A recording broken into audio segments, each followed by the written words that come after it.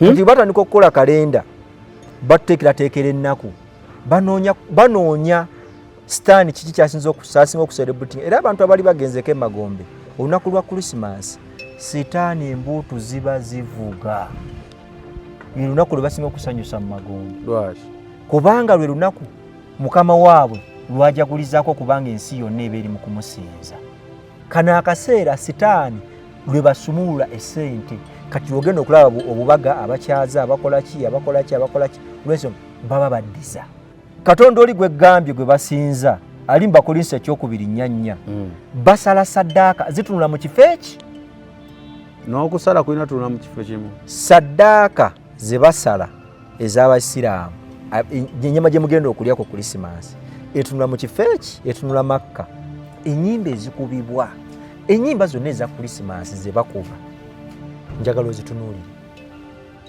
njagala buli muntu yenna yali yafulumya oluyimba nga lwa Christmas muzibe tulina kayimba ki mugenzi ani omukulu yafa siri kamba kuba buli mwaka wali okeetegerezaako akayimba ako n'amazina agazinibwamu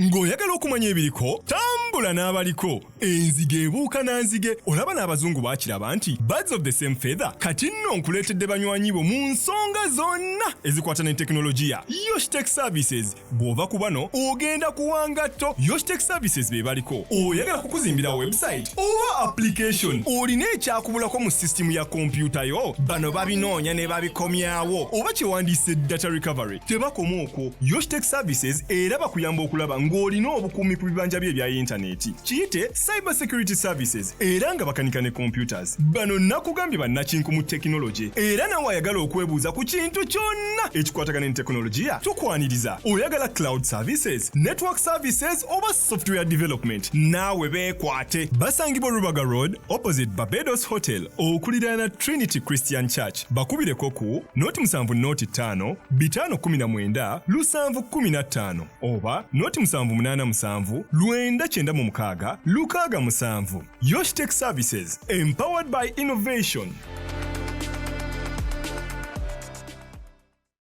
Obulamu bunyuma, obulamu buwooma. Ekyo tekiriiko awakanya wabula obulamu bunyuma bulamu agugi mazima wuliriza nkuleetedde ekyokuddamu ku ndwadde ez'enjawulo ezituteganya mu bulamu gwe wamma ne tulema okweyagala. JS Medical Hubs bano bakugu mu kujjanjaba ebizimba mu lubuto tujjanjaba hania n'abulira ddala otawanyizibwa ndwadde za lususu ebimmonde ku matu enkovu ezizimbye oba nsundo byonna tubibuzaawo ate nno tetukoma okwo era tujjanjaba ulcers sukaali pressure n'endwadde endala nnyingi abatawanyizibwa mu nsonga z'omu kisenge nammwe tetubalekeredde tulina JS Body Cleanser nga bw'olinywa lino likamula obukyafu bwonna mu mubiri olwo JS Immune Booster ne lizimba obutafaali mu mubiri linyweko weetangira okulwalalwala ku JS Medical Hubs eddagala tukozesa lya butonde teririna bulabe yadde. Basebo ne bannyabo mbalamusizaako mu linnya lya Mukama waffe Yesu yenze musawo John Sewanyana wano ku JS Medical Hubs njagala okujjukiza ekintu kimu nti obulamu buli mu ngalo zo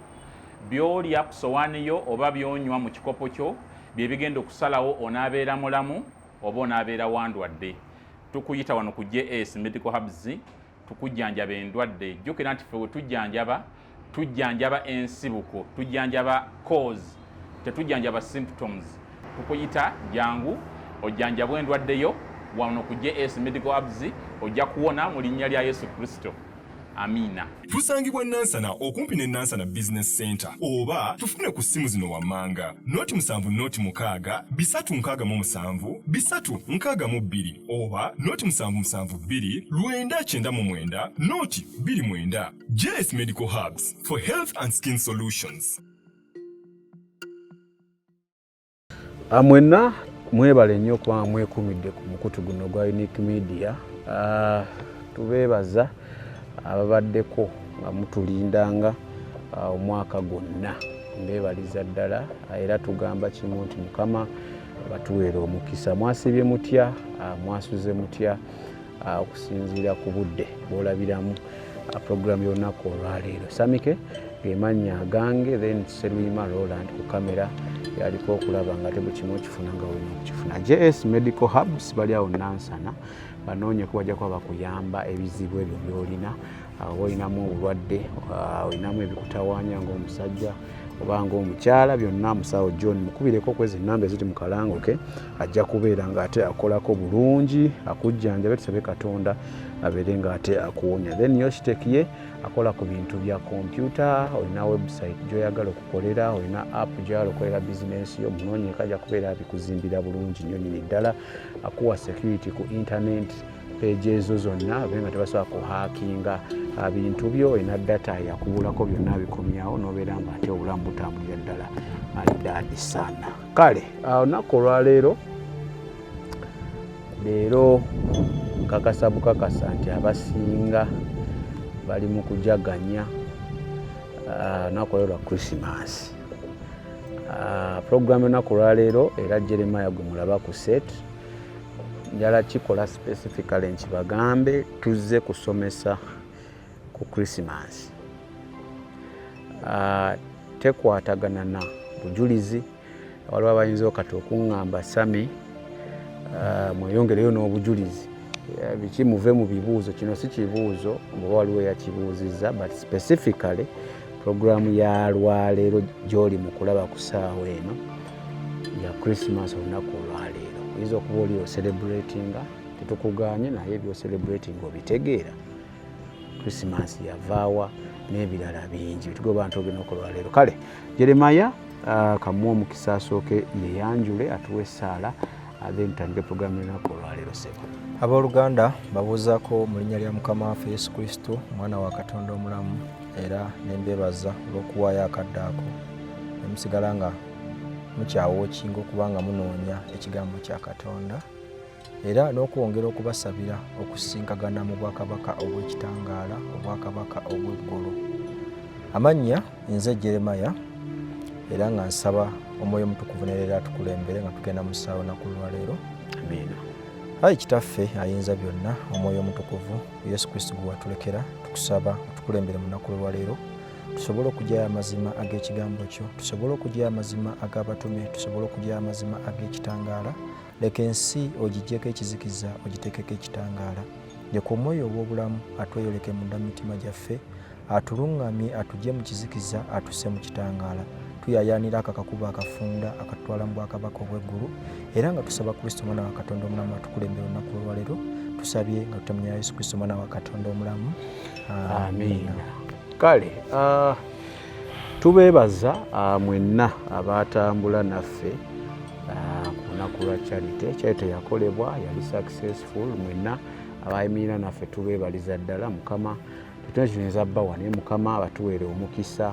Abatambula naffe ne batuwerekera mukulu Joshua owa Yoshitech atukwebaza, then mukulu Sidda Munaku mukulu Sidda Munaku kuba oluyimba yakampalumu naye atugamba ine ennyimba nkaaga mu mukaaga. So nyimba zireete tubeere nga ate olumu tuziteerayo abantu naba abaziwulirako. Then omukulu Jeremiah so we were tuwerekerako. Then of course Roland siso amwebaza wakyabadde kiki yabadde akikuttemu kya Unique Media kati wema mwebaza nange nina okola ki bakyogera bati Roland sebo tujja kwebaza wamma tujja kwebaza management ya Unique Media yonna kubanga ate sobodde okuwaayo obudde bwayo ebiseera byayo neyagala ate okukwatirako ababayita mu mbeera embi okubanga egabanira wamu nabo si mu bya mubiri wabula n'eby'omwoyo. Amiina. Kale n'abo abatuyambako tusonderako, abatuwa ebintu ebikalu, abasuubiza ne batatuukiriza, mwenna tubeebaza. Mwebale nnyo, byonna byaliwo olw'ekigendererwa si bwe kiri. Amiina. Kale leero Christmas. Sebo leero Christmas. Naye Christmas eno amazima gali nti buli muntu yenna anoonya ogenda mu bwakabaka bwa Katonda weetaaga abeeko ng'ategeera ebintu bino, kubanga bw'aba tasobodde kutegeera bintu bino kitegeeza nti ajja tutuuka olunaku lwalowooza nti agenda mu ggulu ate asibire mu geyeena ng'alowooza ali mu ggulu. ng'alowooza ali mu ggulu. Lwaki? Kubanga ennaku zino ze tujaguza amazima gali nti teziriiyo. Tujaguza mazaalibwa ga Yesu Kristo. Kituufu mazaalibwa ga Yesu Kristo, naye tulaba nga Mukama Katonda yasooka okwogera mu Bayibuli mu lubereberye essuula esooka naga nti nze natonda eggulu n'ensi. Olunaku olwasooka Katonda yatonda eggulu naki n'ensi. Era tulaba nga Mukama Katonda yasooka okuwummula ku lunaku olw'omusanvu n'akola ki? N'awummula. Tuddamu okuwuliriza awummuza omulala nga bamuyita Kristo ng'agamba mujje gye ndi mwenna abakoye n'abakoze eki nange n'abawummuza.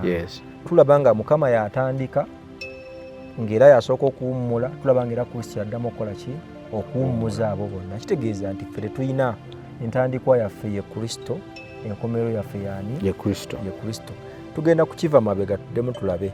Pawulo manja kunsomerako ku Bible katono nnyo. Bangamba simanyi Luganda. It's okay. It's okay, tekirina buzibu. Naye nga kyonna kye kiri Mukama ajja kutukwatirako buli kimu kijja kuba bulungi. Pawulo ayogerako mu Bagalatiya nti ye yali munnaddiini.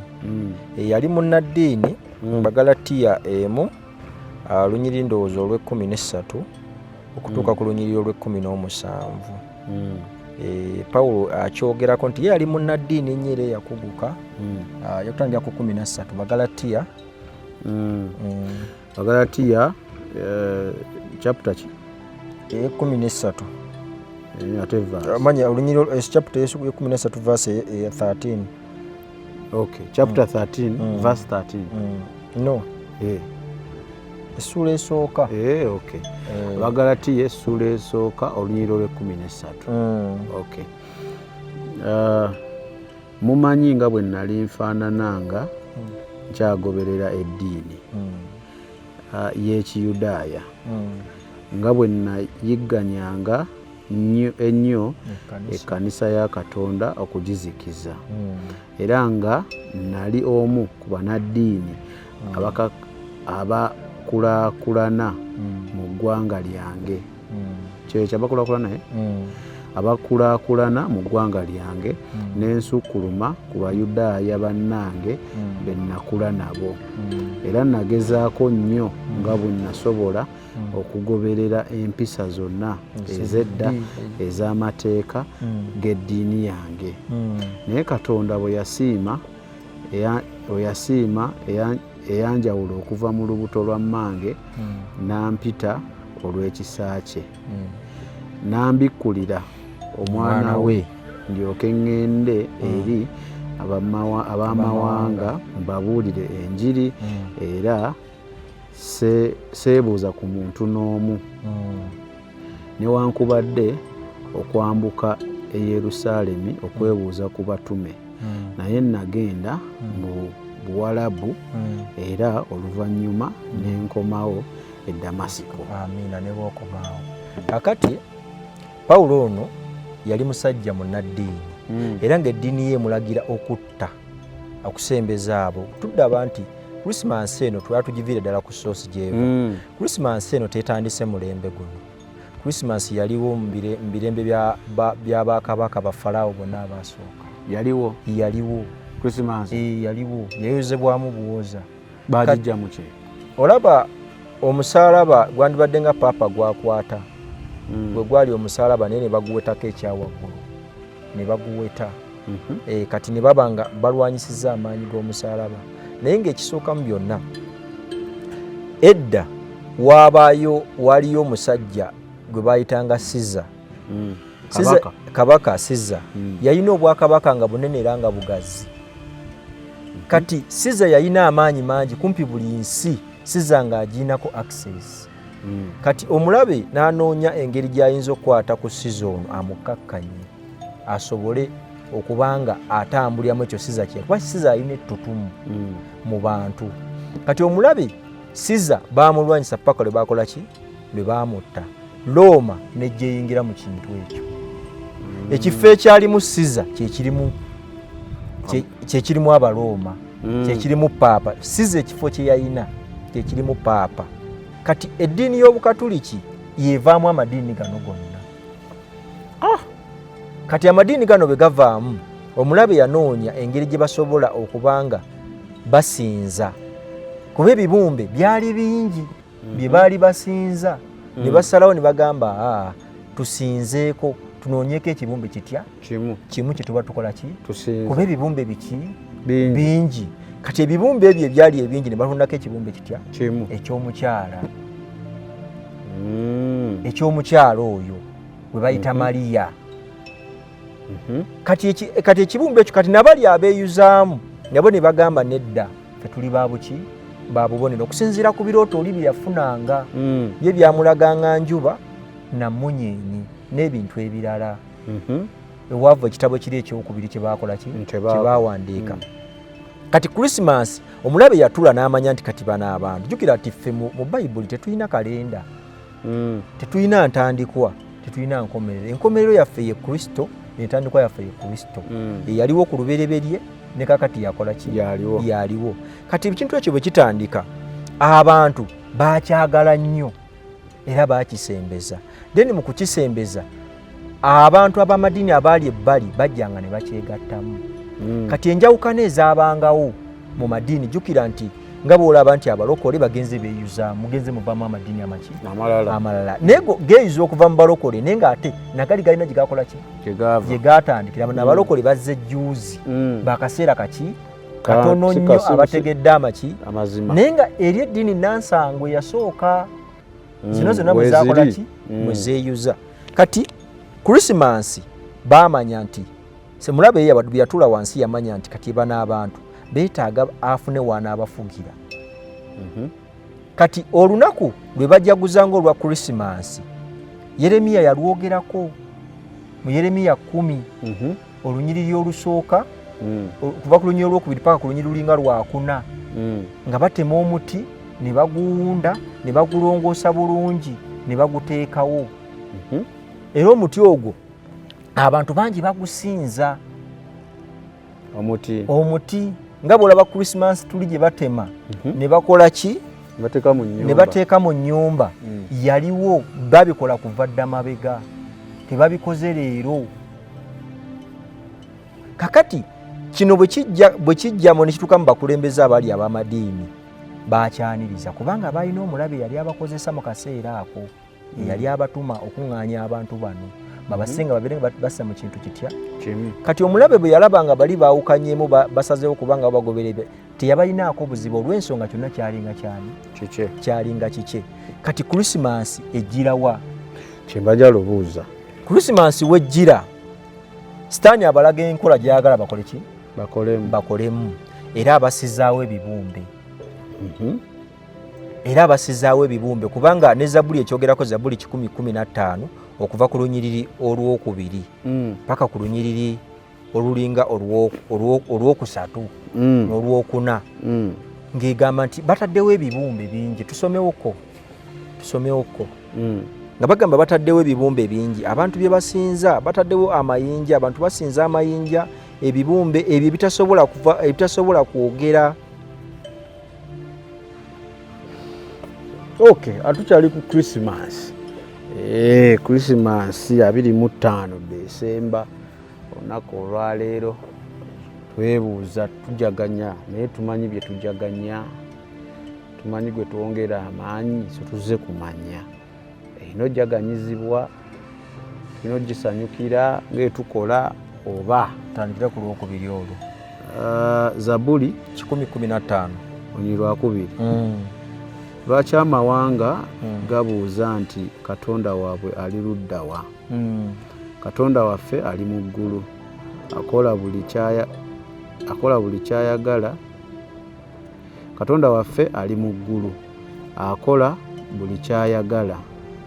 Bakatonda baabwe bakola mu ffeeza abakole mu ffeeza bakatonda baabwe abakole mu ffeeza ne zaabu ebikolebwa n'emikono gy'abantu birina emimwa naye tebyogera birina amaaso naye tebiraba birina amatu naye tebiwulira birina ennyindo naye tebiwunyiriza birina engalo naye tebikwata birina ebigere naye tebitambula ne mu bulago byabyo temuvaamu ddoboozi n'akamu abakozi ababikola nabo bonna ababyesiga bali bifaanana.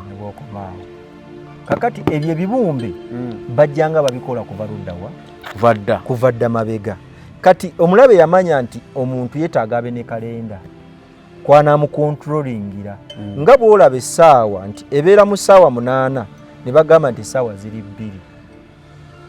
2. Kati ye yanoonya wasobola okontrolinga omuntu nga tasobola kwebuuza nti naye lwaki 8 gye bayita 2. Mbuuza what is the time nagamba n'atunulako naga it's 8 pm. Okitegedde? Gwe n'otegeera 2. Kati ye omulabe yakyusaamu katono. Kati yakimanya nti abantu beetaaga kalenda.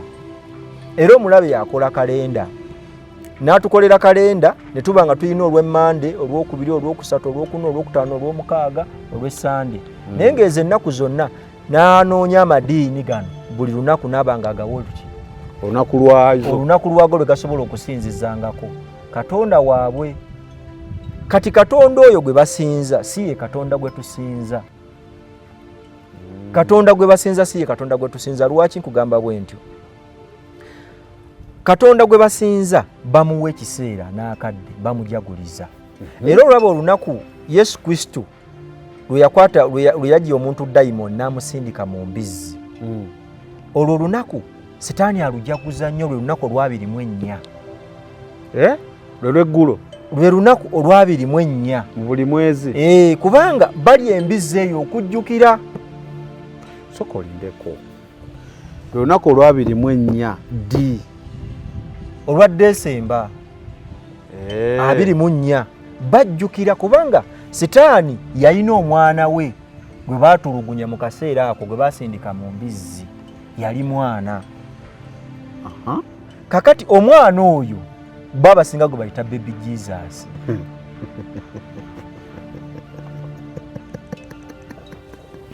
Kubanga olunaku olwo basala embizzi, ennyama y'embizzi eyo okujjukira olunaku olwo. Kubanga embizzi ezo mwe basindika omuki omwana oli Yeremaya anyisewo.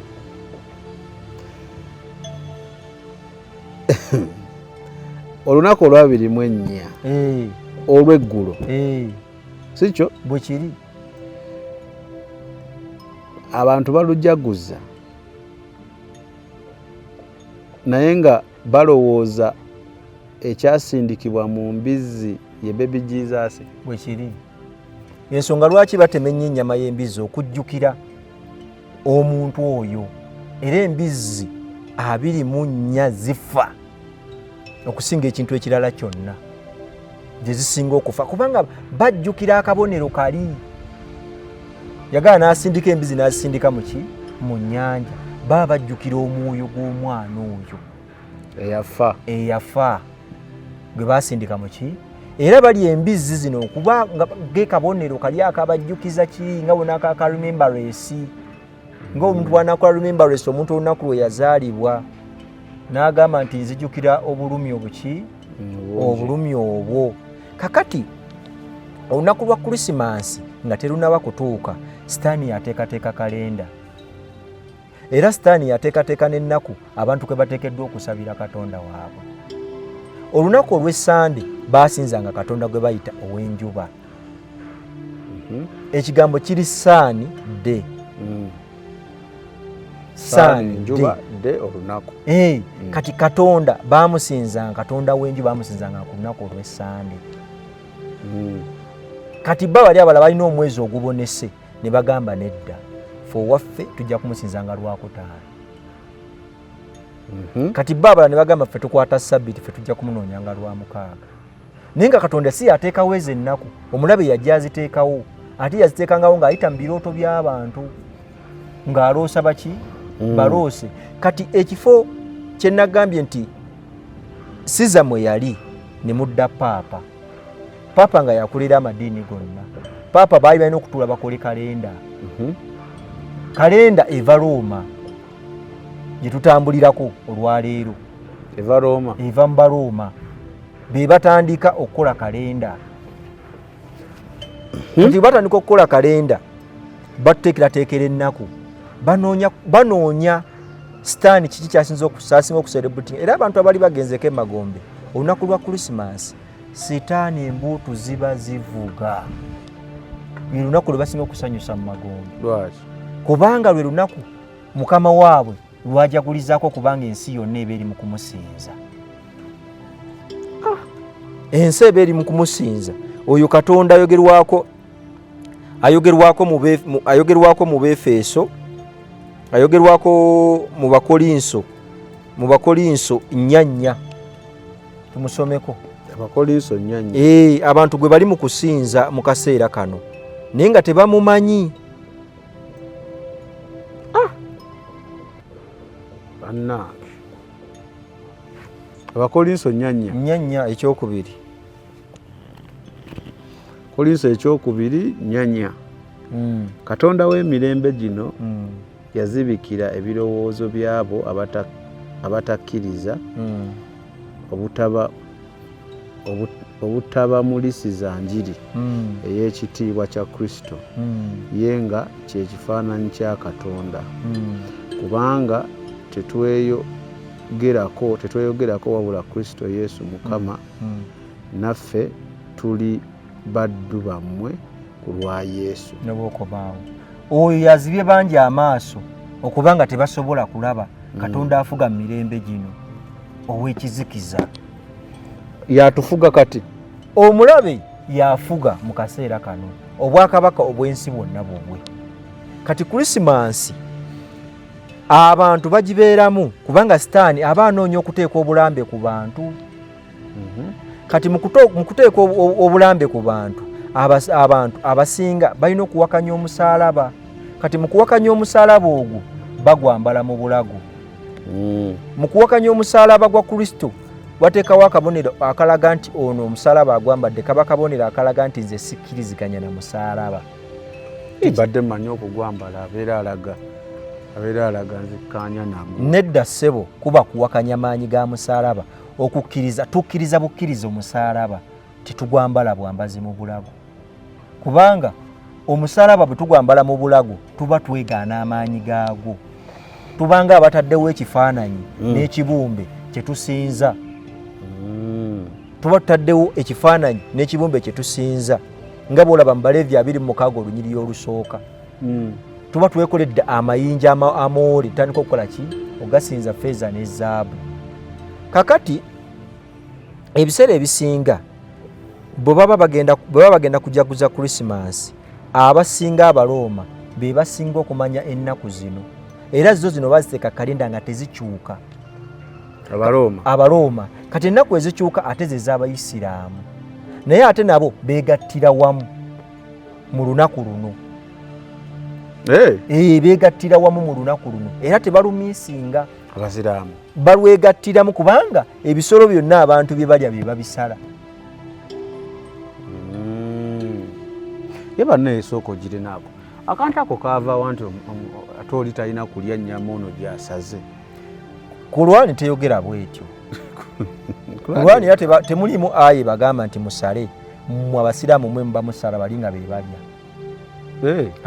teruliimu kale byeri biteekawo kiri bajja ne bakikwata ne bakiteekawo bajja mu bigambo bya Abdulrazak Matovu eyavuunula Kurwani kubanga Abdulrazak Matovu eyavuunula Kurwani n'agiza mu Luganda kati bye bigambo bibako naye bw'osoma mu aya za Kurwani zonna teriwe bagambye nti Abasiraamu musale bali balye ate Kurwani teyogera ku ffe abala nti tuli bakafiiri wabula Kurwani ate yogera ku bo nti be bakafiiri Kurwani jjukira Katonda oli gwe gambye gwe basinza ali mu Bakolinso 2:4 basala saddaaka zitunula mu kifo eki n'okusala kulina tunula mu kifo kimu saddaaka ze basala ez'Abasiraamu ennyama gye mugenda okulyako Christmas etunula mu kifo eki etunula Makka ku kasozi ewali Kaaba n'emizikiti gyonna gye gitunula n'abasaala bonna gye batunula era bamala ogiwongayo mu manyi ga Katonda oyo mwe ne babaguza ennyama ne mulya naye ng'oli yasooka okunywa omusaayi gw'ekyo kye mugenda okulya ate waliwo abeesalira obukoko bwabwe babusalira waka anti kati abeesalira obukoko bwabwe be batono era n'ababusala bayita basiraamu. ekyo nkirabyeko okitegedde ababusala abakafiiri batono okujjako ate bo tebabayita kusala mbizi. Abasiraamu bagamba nti be basala buli kisolo naye ate embizi yo tebagisala naye nga nakyo kisolo kya Allah gwe bagamba nti yani ye Allah naye ate embizi yo tebagikola ki tebasala naye ate ebirala babikola ki babisala aya kyesosola ebisolo nga ate nga mubakkiriza mugamba Allah yabagamba kimu kya Allah yabagamba musale. So okay kati wadde okyanyonyola abasiraamu ate beegattira wa ku balokole oba I mean kuba Christianity kanchite ba Christians abanaddiini beegatta batya mu kukuza Christmas we beegattira wali awantu watono nnyo ko mbale manyi bakuza Yidi nga tebannabagikuza Yidi bo balina nnyingi mbiri balina nnyingi. Obulamu bunyuma, obulamu buwooma. Ekyo tekiriiko awakanya wabula obulamu bunyuma bulamu agugi mazima. Wuliriza nkuleetedde ekyokuddamu ku ndwadde ez'enjawulo ezituteganya mu bulamu gwe wamma ne tulema okweyagala. JS Medical Hubs bano bakugu mu kujjanjaba ebizimba mu lubuto, tujjanjaba hania n'abulira ddala otawanyizibwa ndwadde za lususu, ebimmonde ku matu, enkovu ezizimbye oba nsundo, byonna tubibuzaawo. Ate nno tetukoma okwo era tujjanjaba ulcers, sukaali, pressure n'endwadde endala nnyingi. Abatawanyizibwa mu nsonga z'omukisenge nammwe tetubalekeredde. Tulina JS Body Cleanser nga bw'olinywa lino likamula obucaafu bwonna mu mubiri. Olwo JS Immune Booster ne lizimba obutafaali mu mubiri. Linyweko weetangira okulwalalwala. Ku JS Medical Hubs eddagala tukozesa lya butonde teririna bulabe yadde. Basebo ne bannyabo balamusizaako mu linnya lya Mukama waffe Yesu. Yenze Musawo John Sewanyana wano ku JS Medical Hubs. Njagala okujjukiza ekintu kimu nti obulamu buli mu ngalo zo. Byolya ku sowaani yo oba byonywa mu kikopo kyo bye bigenda okusalawo onaabeera mulamu oba onaabeera wandwadde. Tukuyita wano ku JS Medical Hubs tukujjanjaba endwadde. Jjukira nti ffe tujjanjaba ensibuko, tujjanjaba cause, tetujjanjaba symptoms. Tukuyita jangu ojjanjabwa endwadde yo wano ku JS Medical Hubs ojja kuwona mu linnya lya Yesu Kristo. Amina. Tusangibwa Nansana okumpi ne Nansana Business Center oba tufune ku simu zino wammanga noti 7 bisatu nkaga mu 7 bisatu nkaga mu 2 oba noti 772 999 noti 29. JS Medical Hubs for health and skin solutions. Kakati njagala gamba nti kana amadiini gonna gayina maama waago yatya y'omu. Bwe batuuka mu kusala ebisolo ebyo bakanyiza wamu na kirwa. Singa babandibadde ku lunaku olwo tebasala kisolo na kitya nakimu bandibadde ku lunaku olwo tebalukkiririzaamu, bandibadde basala solo na kimu era bukya zaabwe ziba nzigale.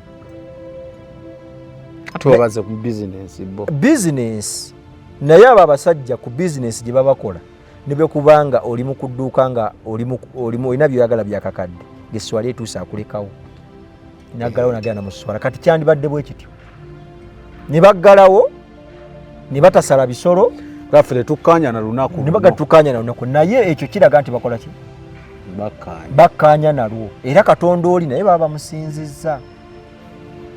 So kati abasiraamu abo batyo bakikola ki bwe bakiyingiriramu ate n'ekirala nabo beetaba ku mikolo egyo abasinga obungi.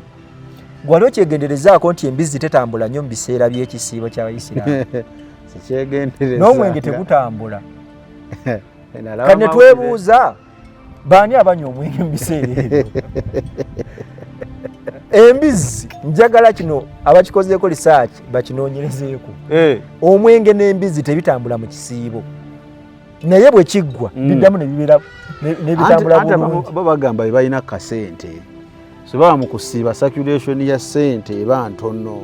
Buba bungi. Tukiganye. Kati n'abanywa omwenge mu bbaala. Tebali balina mu kasente kamala mu kisiibo. Situkiganye. Bayinza okubanga balina akasente. Naye ani alya bino? Alya bino era n'omwenge ani agumala mu mabaala. Kitegeerekeka. Ate Kurani yennyini tebagambangako nti temunywa mwenge. Ebagaana kujja muzikiti nga batamidde. Nga bavuddeko. Ekyo era Kurani ebagamba musooke nga mukole ki muggweko omwenge mulyoke mujje muki musaale. Tebagamba nti nedda temujjanga mukoze eki. Jeremiah Kurani sigimanyi. Nze ngimanyiko akatonotono. Teri yalina aya ebagaana kunywa mwenge. Aya bagamba banyweko akatono ne bajjenga mu muzikiti nga tebakoze eki nga bali stedde. Era n'embizi ebagamba nti esinga baba tewali kyakulya obanga enjala ebaluma bakkirizibwa okulaya kulya kuki kwa kyekiba kiriwo. Kyekiba kikola ki? Kyekiba kiriwo. Tebagamba nti temulya. Anti kati wano options zibaawo. Solo gireka n'endi ey'ente. Newe mbeera mu mbeera kusiza ku kyosomye nga yeeriwo yokka. Kate we sigirya n'enfe enjala guba musango. Era guba musango ne ala yennyini akuvunaana. Yawomba nnyina olya. Kakati oba olina okuba olya naye ng'ekituufu kiri nti abasajja bano be banywa omwenge be balya n'embizzi. Abayisiraamu bagirya. Nze nyina be nali nsingaganyeko nga bagirya. Ng'amanyi oba nga tamanyi? Ng'amanyi. Enkofiira agiteeka mu nsawo n'amala okulya n'anaaba mu ngalo n'agizaako nebimusanga mu kkubo. Bagirya. Kati abasiraamu bwe bakiyingiramu awo abakatuliki bano olunaku n'olwenyini lwe bajaguza sitaani yaluteekateeka n'abanga yanoonya engeri gye basobola okumusinza nga tebamumanyi mu madiini n'ateekateeka. Kyova olaba bayibuli zonna mu kaseera ako tebazisoma, basoma butabo bwa vanjiri mu kyaki. Era mu bayibuli bw'ogisoma okuva ku kubikulirwa okuva ku lubereberye paka ku kubikulirwa tewali 25 December otujaguliza Christmas. Tekiriimu. Kati Yesu ani Jesus ye Yesu santu byakumbuzabuza otandise okungatta Yesu. Kati Yesu yazaalibwa ddi? Yesu kuba yazaalwa nga ffe mu ng'ayita mu Mariya. Kati yazaalwa ddi? Terumanyiddwa naye mu kalenda teruliimu. Nga Mukama bw'aneeminga nti oluberebere Katonda yatonda eggulu lunaku luki? Olusooka. Ne tulaba nga ayogera olunaku olw'omusanvu bwe yawummulira. Teruliiwo nti bannange olunaku olw'omusanvu nga January n'empummula. Teruliimu mu bayibuli. Kati omulabe yakwata script ye n'agigattagatta n'asobola okuba nga tuterawo olunaku lwe tusobola okuŋŋaanirako awamu. Kati ogamba basiza batya sitaani? Kuba bakatuliki si bokka be bajaguza. Bakatuliki, abalokole, abaseveniside, bakyabala Protestanti n'abalala. Asenze baleka tebagikuza Christmas. Bagikuza. Bo bagamba ebyo byava eyo. Abasinga abaseveniside abasinga abamu tebakkiriza na mu birooto. Era abamu tebakkiriza mu Mwoyo Mutukuvu. Bamuwakanya. Asenze baagala byawandiikibwa. Bo baagala byawandiikibwa. Bayibuli egamba ki? Kati ate nabyo tebabituukiriza. Kwabo bagamba ekibasabisa olunaku ku Saturday. Yesu yawummula ku lunaku lwa 7. Kati n'akubuuza tubale, what is the first day of the week? Ani akola kalenda? It is Sunday. Kituufu Sunday. Wogamba 7th day ba Saturday. Kituufu Sunday. Kati ffe twagenda ddi kuba n'abalonda Sunday abalokole. Anti kati siganye nzikiriziganya nti Sunday si bwe kiri Saturday. Naye batuwe ebyawandiikibwa. Anti ogambye kalenda bagituwe ebalagira Saturday. Eragira nti Saturday lwe lunaku lwe balina okukola ki? Anti olunaku olw'omusanvu ye Saturday. Essebo omukulu we yawummula mu byawandiikibwa. Of course Saturday lwe lw'omusanvu nze nange awo ngenda kubeegattako. Kati what is the first day of the week? Si Sunday. Nze simanyi. Si Sunday. Buli lunaku ntandikwa mu maaso ga Katonda. Naye Jeremiah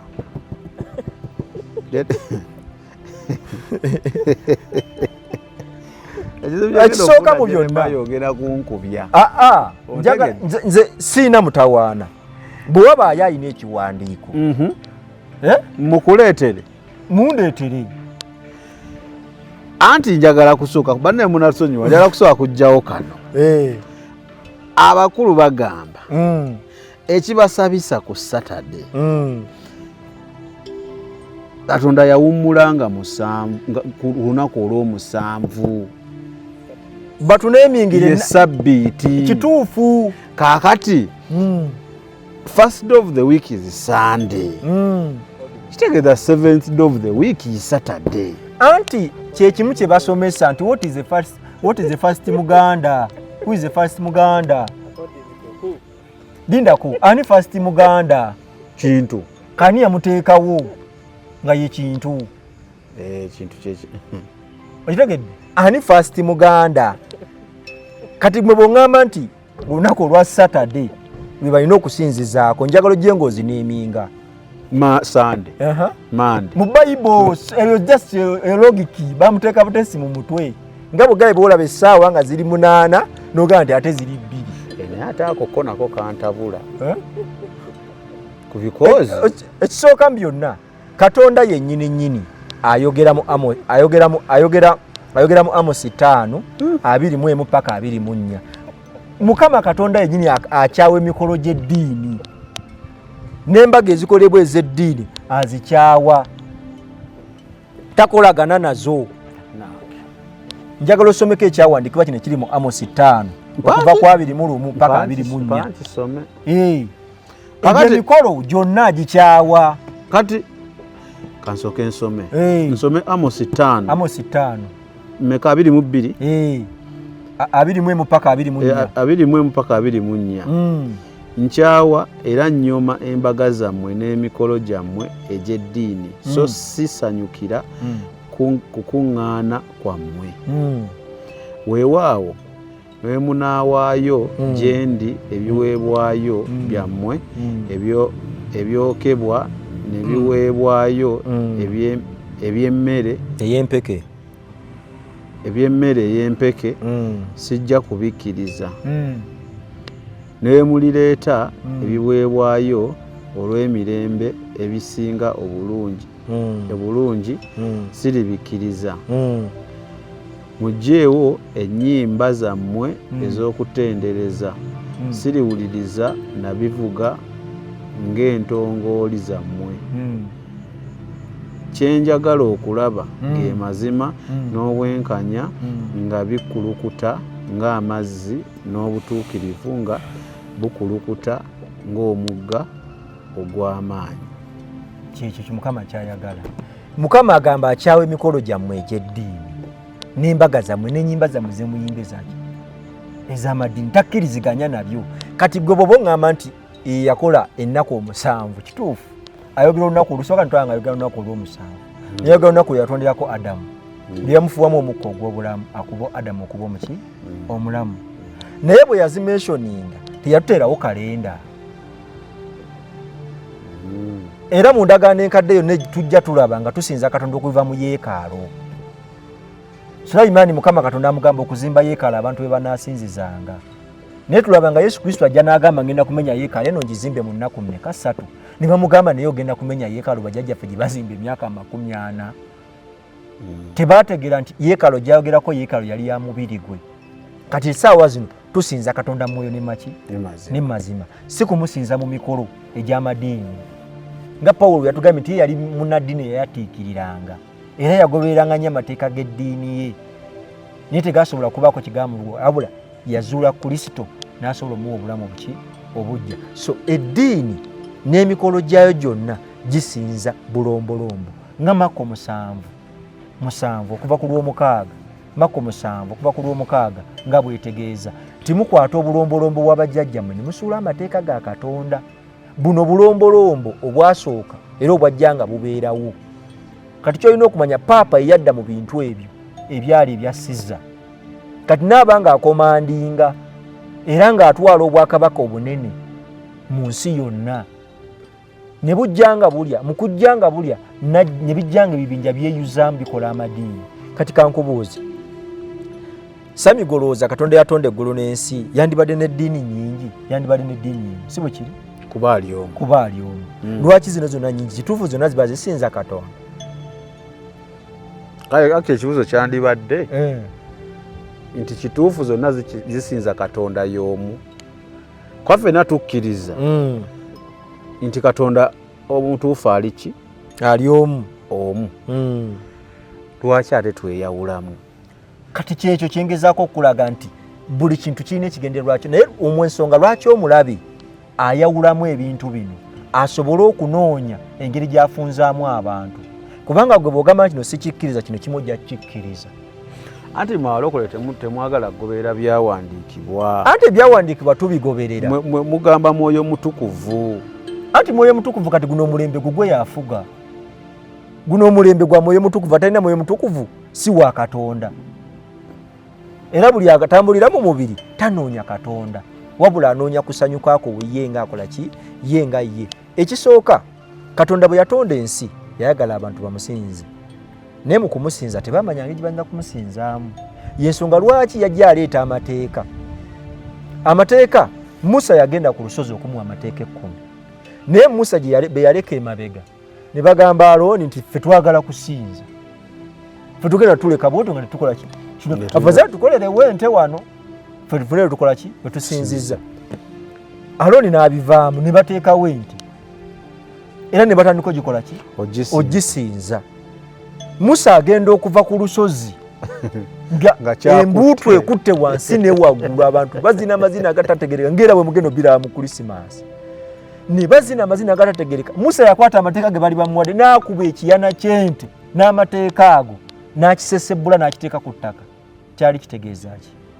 Nti amateeka gagenda kuba buli kyegulumiza, buli kibumbe kyonna kisobole okukola ki? Okuvaawo. Era Musa addemu yegayirire Mukama. Naye amateeka agasooka Mukama ye yageewandikira yennyini n'engalo ye ku bipande bibiri ebyaki? Ebyamayinja. Mu kuddayo olwokubiri Musa Mukama addamu amuwa amateeka amalala 10 ajje nago. Kati kabonero akalaga nti buli muntu agenda mu maaso ga Katonda bw'omu nga Musa bwe yagenda ne bamuwa amateeka bw'atya. Era amateeka ge yaleeta tebagakwata ne kakati amateeka gaakyusibwa. Tebasobola gakola ki? Gakwata. Mukama Katonda akwesa abantu bangi okuba nga tebasobola kumanya mazima, wabula bagoberedde nnyo ebibumbe ebyo ebibajje Katonda byagaana okusinza, ate abantu nabikola ki? Ne babisinza. So Jeremiah wangi abantu balina kukuza Krisimansi kikyamu, si kya bwa Katonda, era Katonda takkiriziganya nakyo kubanga yennyini yayogera n'agamba ye akyawa emikolo gy'eddiini. Kati abalokole balina kukuza ki? Abalokole balina kulindirira embaga y'omwana gw'endiga. Balina okulindirira embaga y'omwana gw'endiga gy'ayogera. Balina kujaguza amazaalibwa g'omwana Yesu Kristo. Amajaguza ge tulindirira okujaguza y'embaga ey'omwana gw'endiga. Embaga y'omwana makanisa bakuza Krisimansi. Kati kambabuulireko obuzibe bw'amaaso buli wonna. Era buli muntu agamba nti tukwani tusanyuse, simanyi agamba tukwagalisa Krisimansi ennungi n'omwaka ogujja ogw'emirembe. Aba muzibe. Linda message zo kasito n'aziraba ngumanya. Buli gwagikweza ngumanya omuzibe. Buli agikuweereza manya muzibe. Buli ampereza tukwagaliza Krisimansi. Tetutambulira ku kalenda y'Abaroma. Tuli mu nsi, tukyatambulira mu nsi ng'abensi, naye tetutambulira ku mateeka g'Abaroma. Kubanga buli wojaguza Krisimansi olina agamba nti nkwagaliza omwaka omujja ogw'emirembe ne Krisimansi ennungi. Aba muzibe, aba tamanyi. Yensonga lwaki osanga ne mu kyaki kati batimbye. Batimbye embuutu zigenda kuvuga, naye wali okitegeddeko nti olunaku Sitaani lwateekateeka okutwalira abantu emyoyo egisinga mu Geyeena. Ate lutya. Wali osomeko Isaaya 5:14. Kubanga katusooke tusome embaga ebeerawo gye tulindirira okubeerako. Embaga gye tulindirira okubeerako yeeno. okubikulirwa 19 ki olunyiri lwa 9 kubikulirwa 19:9 malayika n'aŋŋamba nti wandiika nti balina omukisa abo abayitiddwa ku kijjulo ky'embaga y'obugole ey'omwana gw'endiga. N'ayongerako na kino nti Katonda yennyini ye yakyogera. N'endyoka ngwa wansi ku bigere bye okumusinza, naye ye n'aŋŋamba nti tokikola kubanga nange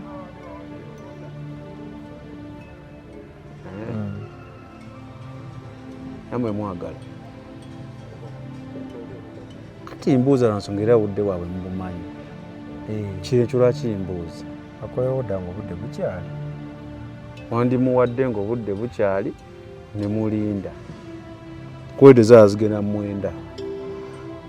Kati gwamanyi leka neeyongereyo. Ajemulokere.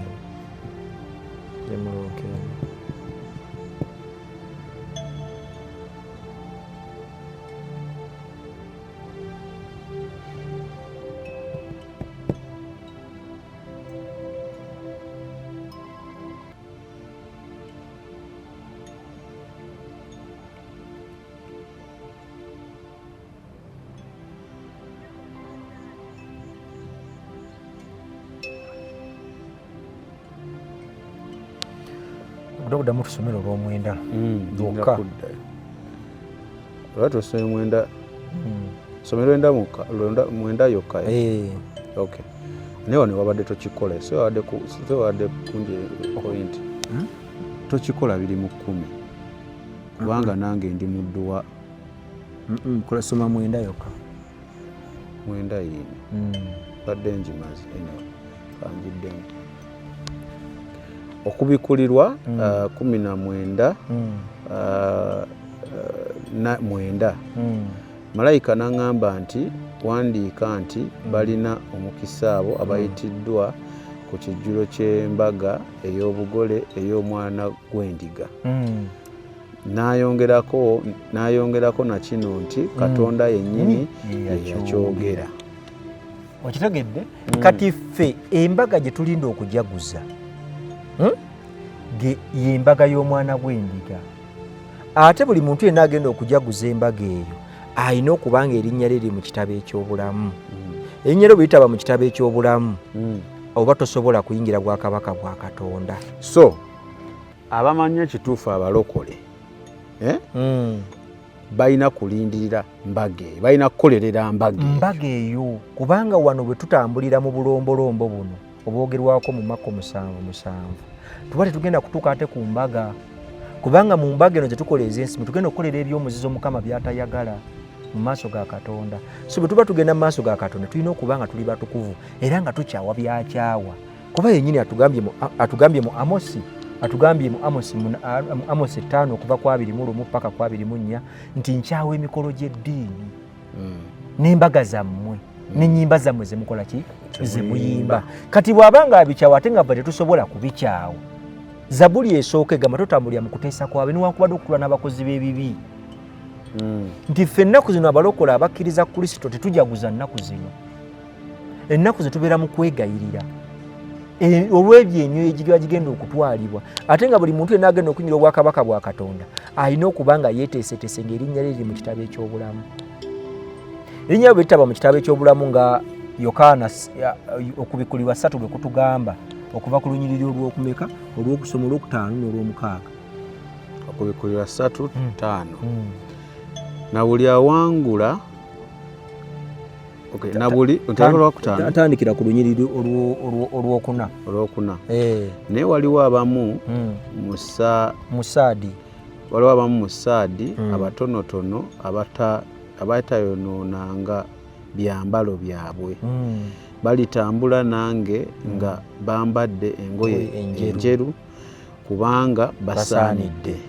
na buli awangula alyambazibwa engoye enjeru nga bali era sirisangula linnya lye mu kitabo ky'obulamu naye ndyatula erinnya lye mu maaso ga kitange ne bamalayika be nti oyo muntu wange. Okitegedde kati kyekyo kyokka kye tulindirira kasita erinnya lyo libeera mu kitabo eky'obulamu ne bamalayika babeera bakumanyi ate oba olindiriddwa ku mbaga kubanga ekyo Mukama yakyogera. Kati Krisimansi tusinza bulombolombo. Kati Obulooma bwalina enkula yaabwe eya kalica bwe bwabeera ne kalica yaabwe baalinga basamira era nga bakuma obubaani ngera bwolaba bakyabukuma mu makyaki ne mu bakatoliki bakuma obubaani makyaki bakuma obubaani ekyaki z'abakatoliki bakuma obubaani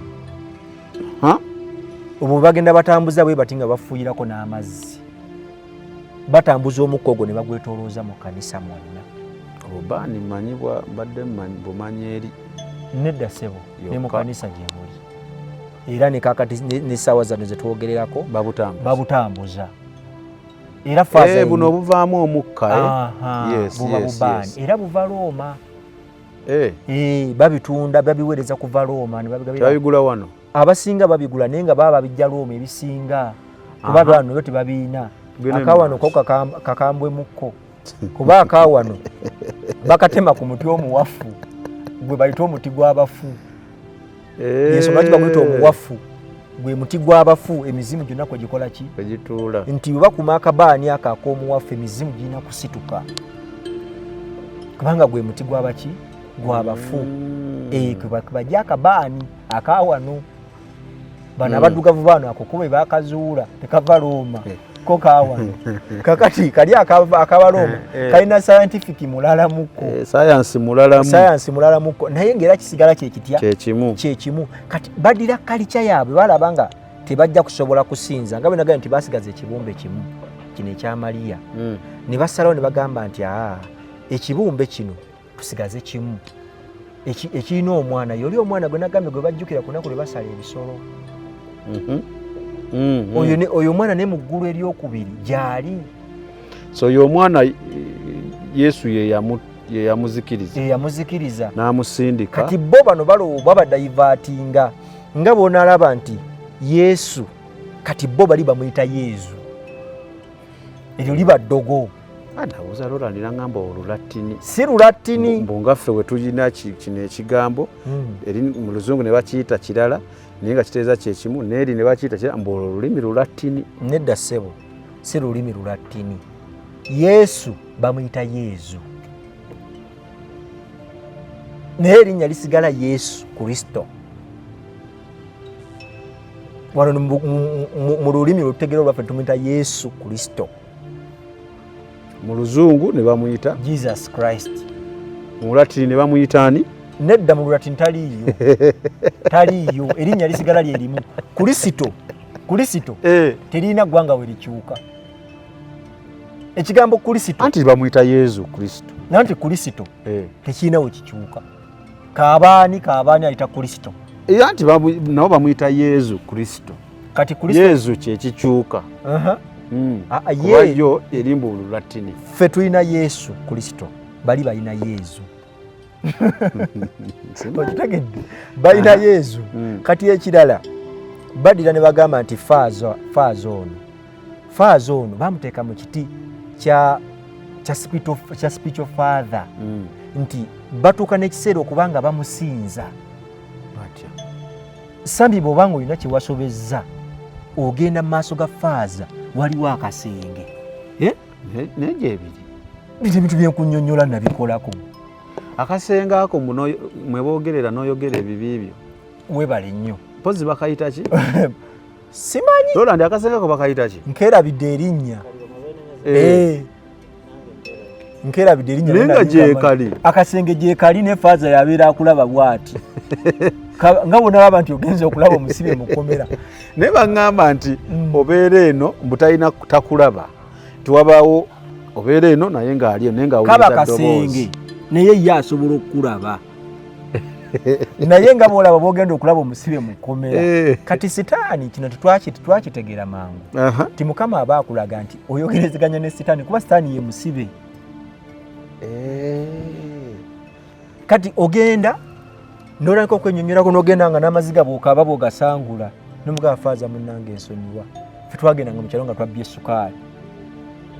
sukaali nogenda mu maaso ga faaza n'omubuulira munnange faaza nsaba onsonyiwa ebibi byange nabbye sukaali ewaka naye maama wange teyategedde neewakanye n'agamba genda nkusonyiye kati otegedde bajjawo ekitiibwa kya Katonda ne bakiteeka ku muntu okubanga tusinza muntu ate n'abantu abakulu bw'aba yayenze era ayitirako ewa faaza n'amunnyonnyola namugaba faaza munange naseereddemukko wano naye sigenda kiddamu faaza n'amusonyiwa kubanga mugundi yaye balaga nti faaza ono alina obuyinza ne Katonda era bagamba paapa yali mu kifaananyi kya Katonda era bw'oyogera ne paapa bw'oyogedde ne Katonda mwennyini ate nga kikyamu naye bwe bakkiriza nti oba oyogedde ne paapa oyogedde ne Katonda bw'oba oyogedde ne paapa oba oyogedde ne Katonda kubanga bw'ova ku paapa bagamba osinkagana Katonda naye nga bw'ova ku paapa osinkagana Geyeena. Okay, kati eno akasemeni ke wagambye wali akanenkuyingirira nti muzino ennaku ate sitaani mwasinga otwalira emyoyo ekya kati gwe wali okyali eri zino ennaku mweyisanga mutya? Zino ennaku zabanga za saddaaka ez'ebisolo okuwaayo jjukira kati omwaka bwe guba gugwako tuba refreshinga kati zino ennaku kutandika nga ennaku z'omwezi 2 mu 2 kati ate ffe mu kusamira abasamize kino bakimanyi bwe abasamize tebakkiriziganya mu Krismasi tebagikkiriza namwe bye babimanyi by'abazungu nga bwe gambye nti badira culture ne bagizza mu kino kati ne bamanya nti munjaso otambe badira lubaale w'abazungu ne babawa baki abaddugavu ne babajjako Katonda waabwe ne bate babawadde mukisa gwa kusinza Katonda. Kati bali abasamize mu kaseera kutwalanga tukola saddaaka ez'ebisolo twabanga kubakalekana akaseera okuva mu nnaku z'omwezi nga 22 paka nga ennaku z'omwezi 2 kaba kaseera kakujjuzibwa maanyi era ba agenti ba sitaani mu kaseera kano babeera akitiivu nnyo ba agenti ba sitaani babeera akitiivu nnyo mu kaseera kano okubanga basomba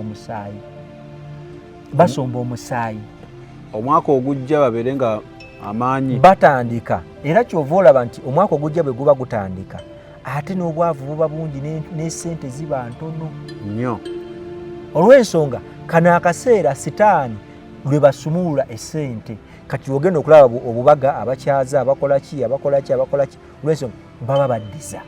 Ng'oyagala okumanya ebiriko tambula n'abaliko enzige ebuuka nanzige olaba n'abazungu baakiraba nti birds of the same feather kati nno nkuleetedde banywanyi bo mu nsonga zonna ezikwata ne tekinologiya. Yoshitech Services bw'ova ku bano ogenda kuwangatto. Yoshitech Services be baliko oyagala kukuzimbira website oba application olina ekyakubulako mu sisitimu ya kompyuta yo bano babinoonya ne babikomyawo oba kyewandiise data recovery tebakoma okwo. Yoshitech Services era bakuyamba okulaba ng'olina obukuumi ku bibanja bye ebya intaneti kiyite cyber security services era nga bakanika ne computers. Bano nakugambye bannakinku mu tekinologi era nawe ayagala okwebuuza ku kintu kyonna ekikwatagana ne tekinologiya tukwaniriza. Oyagala cloud services, network services oba software development naawe beekwate. Basangibwa Rubaga Road opposite Barbados Hotel okuliraana Trinity Christian Church. Bakubireko ku noti 7 noti 5 519 715 oba noti 787 996 667. Yoshitech Services, empowered by innovation. Era mu kaseera bw'olabira nga akantu akasente bakayina bwe batemera omuti ogwo gwe twasomyeko Jeremiya gwayogerako mu Jeremiya 10 okuva ku Lwokubiri paka ku lina Lwokutaano. Omuti ogwo gwe batema ne bawoola kuba kusinzeera kibumbe na kifaananyi. Kati Santa Cruz ekigambo Santa ennyukuta eziwandiika Satan ze ziwandiika Santa. S E tembamu N kati T E bakikyusaamu katono. Santa bamukola nga musajja mukadde manyi lwaki si muvubuka ow'ebyeru ebyeru ebyeru. Sitaani yekolera ekifaananyi kati ekifaananyi ekyo kizibu kitegeera yennyini yeeraga era abaana ne bawishinga ne bakola ki bye baagala era ne bamugamba Santa agenda kujja musabe bye mukola ki bye mwagala balina ensonga lwaki bakozesa omuntu omukadde kubanga bwogenda mu ssabo bakugamba nti bweza jjajja kati noli basala bakozesa omuntu omukadde bwe wetegereza omuti gwa Christmas tuli ogwo gwe bakola kuliko obuntu bulinga budde obwaka awabaawo obuntu obulinga obudde tebwaka nga bwolaba nti ene waffe banyenyanga ensaasi bubeerako ate bubeera wakati wa 9 n'omunaana balina obuntu bwe bateekako abamu abakikola nga bakimanyi kati eriyo ababikola ntibakola ki nga tebamanyi naye babikuteekako wakati w'9 n'omunaana 9 ki bubanga enamba yaabwo ku muti kati n'omuti omusajja gwakwata oyo Santa omuti gwakwata gwe muti Papa gwakola ki gwaba nagwo njawo tunulira omuti gwa Santa Claus gwa Santa gwe nyini ye cross eri curve ye cross nga wala omusalaba guli curve gwe mugo gwa Santa gwakwata Santa akiikirira Setaani kigambo kye kyakyukamu katono naye akiikirira Setaani lwaki nti banoonya omuntu asobola okulabika nga mukadde asobola okujja ekifaananyi kya bwajjajja nga bonagenda baga ntusanyusa okulaba muzzukulu nogamba nti nange nkoze ki tebanoonya muto kati Santa akiikirira Satani ekigoye kiba kya kati kino ekigoye kikibeeza ekya red kikiikirira musaayi kuba nagamba nti boddako mu bujulizi katono nagamba nti kala eya red ekiikirira endagaano kati Sitaani kyayagala twe tukole ffe endagaano nga endagaano tezikyuka Sitaani muntu atusiba mu ndagaano nga tezikyuka kuba ate endagaano ffe kanyini ffe tuzikola lwaki tuzikola Mukama Katonda alina waayogerera mu Bayibuli mu Matayo bw'osoma Matayo bw'osoma Matayo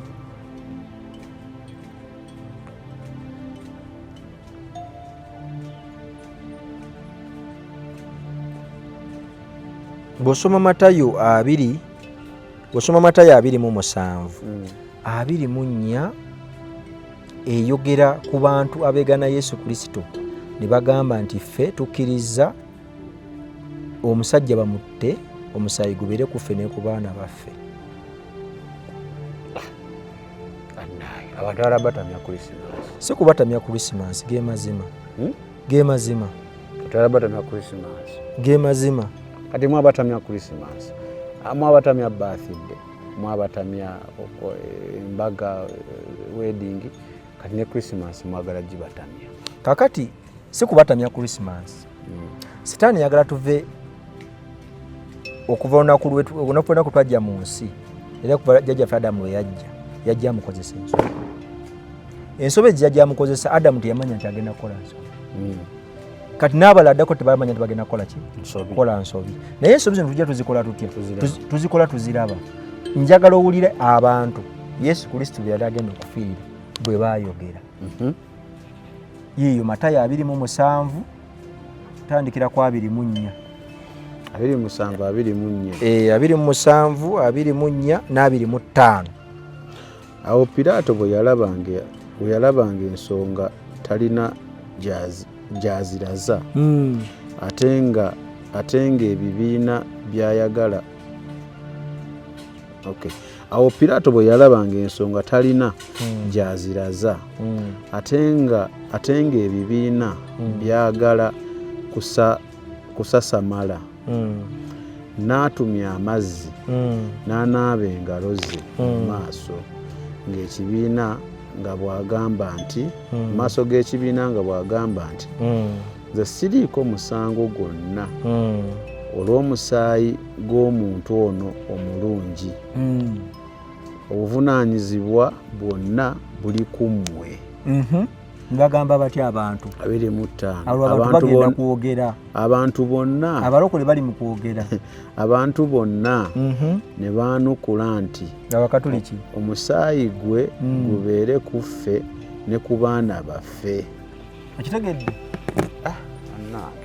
Kakati bo bennyini bwe baamala okumwegaana ne bakkiriza batambulire mu kibonerezo. Kati ekibonerezo ekyo jjukira bali bo baakikola nga bakimanyi nti bamutte omusaayi gwe gubeere ku ffe ne jjukira balangirira emirembe egi ku ffe n'abaana kyeza n'abazzukulu abalikola ki abaliddawo era si kyekimu kye tulimu olwaleero kubanga guli omusaayi bwe kuba nga gwayiika gusobole okutunaaza tununule okuva mu kibi kati bo bali baagera kunyweza kati Yesu Kristo bwe tumukkiriza atutukuza n'omusaayi gwe ntuva mu ndagaano ziri ez'amadiini. Yesu Kristo takkiriziganya na ddiini era akyawa ebikola by'eddiini. Eddiini sizize enza okwebuuza nti ate Kristo yagamba nga abantu bagende mu yeekaalu bamusinze. Yes, yakibagamba nga bagenda mu yeekaalu bakola ki ne bamusinza naye era n'alaba nga nakyo tekimala yennyini ne yeereeta ku nsi nga Mukama bw'ayogera mu Yokaana 3:16 ti Katonda bw'atyo bwe yayagala ensi n'okuwaayo n'awaayo omwana we buli amukkiriza aleme okubula ne buli amwegaana nga gumaze okukola ki okumusinga. Kakati ate ayogera mu Isaaya essuula esooka lunyiro olwokubiri nti wulira ggwe eggulu era tega okutu ggwe ensi laba nalera ne nnyonsa ne ndera abaana naye abaana ne banjeemera. Oyo yalera n'ayonsa abaana bakola ki baajeema ne badda mu bakatoliki. Bakiweesibye nnyo ku bakatoliki. Abakatoliki be bavaamu obulombolombo buno bwonna obulombolombo bwonna bwolaba mu makanisa maki bwonna buva mu bakatoliki lwakuba beeyuza baawakanya nga bw'onajja n'abantu wano omuntu najja wano n'alaba Unique Media nga bwekola emirimu n'ayagala akole ekisinga ku Unique Media neyeekolamu ekirala ekyagala okwefaananyiriza Unique Media naye nga tasobola kwenkana Unique Media. Okitegedde? Kakati Katonda bw'atyo si bw'ayagala abantu be batambule. Katonda ayagala abantu be batambule nga bamumanyira nga bamutegeera. So buli ajaguza Krismasi oli mu kujaganyizaako Sitaani. Sitaani oli mumujaganyizaako era olituukiriza obulombolombo bwe. Obulombolombo bw'ekizikiza bwonna oli mu kwagala bujja kubanga ku Krismasi eyategeka okutta lwasalawo okutta. Eyategeka ogenda mu bwenzi lwasalawo okwenda. Eyategeka okusiraanya munne lukolo lwagenda ku musawo. Omulabe lwategeka okuyiwa omusaayi. Naye singa olunaku lwali lutuufu abantu ba Katonda bonna be yateeka mu nsi bandibadde ku lunaku lwe bakolera ebikolobero. Singa lutuufu. Soko kyebuze mutima. Ti lwe yawaayo n'afiiririra abantu. Oyo yatufiirira nga lwe yazaalibwa. Nga kituufu nga katugaye nga kituufu. Lunaku lwandibadde oyambalirako obubi n'otambula ng'oli bwereere. Ekyo kibuuzo njagala otunulira abantu otambula nga bali bwereere ku lunaku luno olwa Krismasi olwaleero. Njagala otunulira abantu abo naawe mu mutima olowooze bano be bantu Yesu Kristo bye yafiira era mu kujaguza olunaku luno basanyuka ku lulwe basanyuka ku lwani. Ate kati oyogerawo otyo bantu bangi beesunga Krismasi nno n'abatali kituufu. Abatali balokole, abatali ki, abatali basiraamu, omuntu yenna.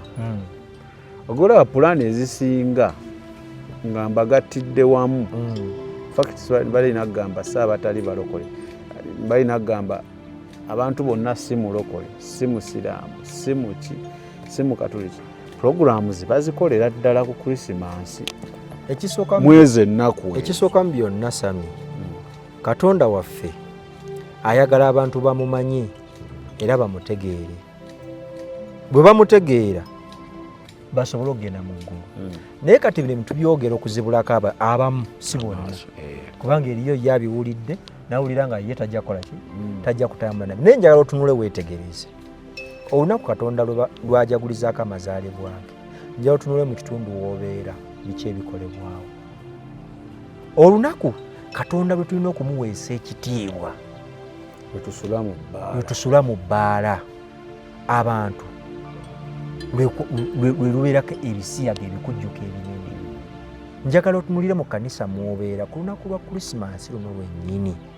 Biki ebikolebwa mu kanisa?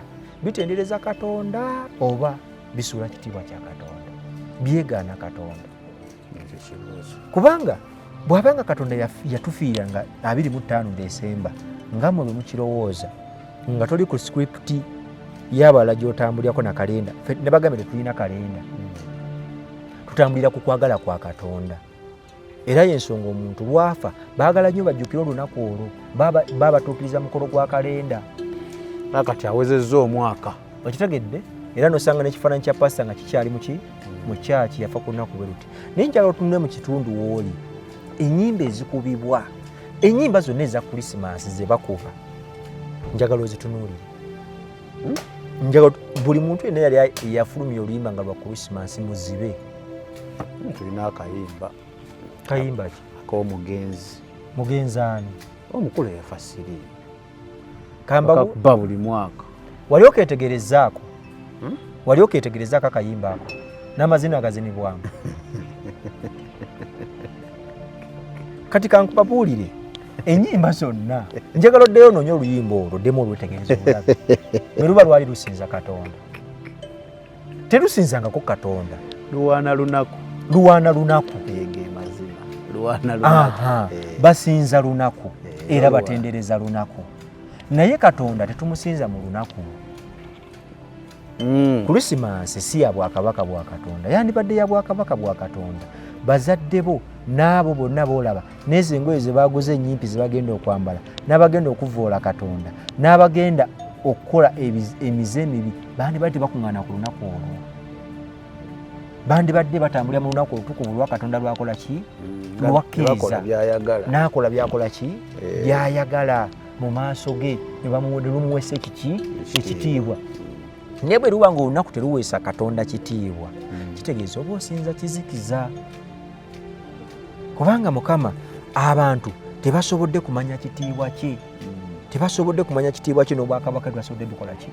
Butegeera. Kubanga amaanyi g'ekigambo tebagamanyi.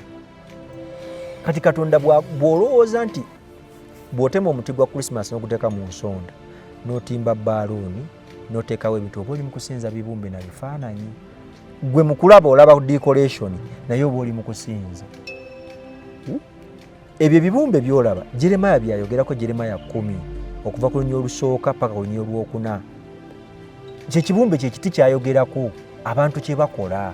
Ebyo by'owulidde oba ebyogeddwa mu episode eno si birowoozo bya Unique Media nga channel awamu n'abagikulira, wabula birowoozo by'abantu ssekinnoomu mu kiti kyabwe.